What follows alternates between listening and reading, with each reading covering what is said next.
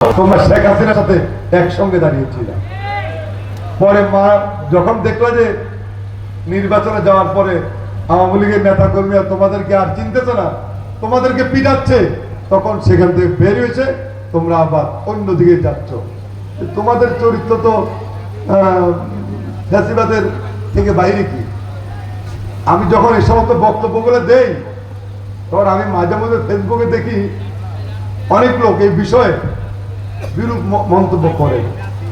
আমি আপনাদেরকে বলতে চাই, ফেসবুকে মন্তব্য করে বিএনপির নেতা কর্মীদেরকে ছোট করা যাবে না।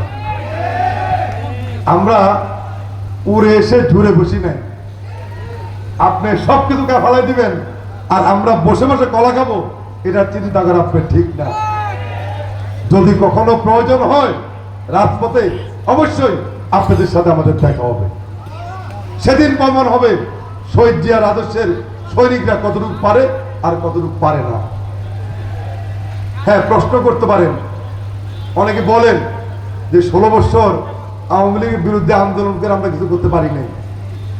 আমরা পারতাম যদি আপনাদের মতো কাপুরুষরা আমাদের সঙ্গে একসঙ্গে থাকতেন। আপনাদের মতো দালালদেরকে সেদিন টাকার বিনিময়ে শেখ হাসিনা কিনে নিয়েছিল। আপনারা আমাদের পাশে এসে দাঁড়ান নাই। আর আমাদের প্রতি কত নির্যাতন করা হয়েছে, আমাদের অসংখ্য নেতা কর্মীদের গ্রেপ্তার করা হয়েছে, হত্যা করা হয়েছে। কই আপনাদের সেদিন আমাদের সঙ্গে আসেন নাই? এত হত্যা, এত নির্যাতন, এত গুম খুনের পরও কি বিএনপির নেতা কর্মীরা, আমি মনে করি অল্প সংখ্যক হোক, কিন্তু আমরা কি রাজপথ থেকে দূরে ছিলাম?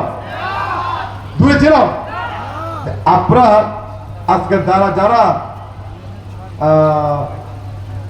বড় বড় কথা বলছেন, একবারে শেখ হাসিনার পেটের থেকে বাইরে হইয়া আবার শেখ হাসিনার বিরুদ্ধে যায় দেশপ্রেমিক সাজছেন, আপনারা তখন কোথায় ছিলেন? আপনারা তো ছিলেন না। তাই বলবো, এই সমস্ত বাদ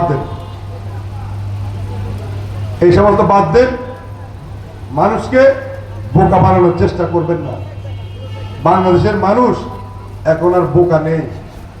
যদি বোকাই থাকতো তাহলে এই ফ্যাসিবাদ মুক্ত বাংলাদেশ প্রতিষ্ঠা করা যেত না।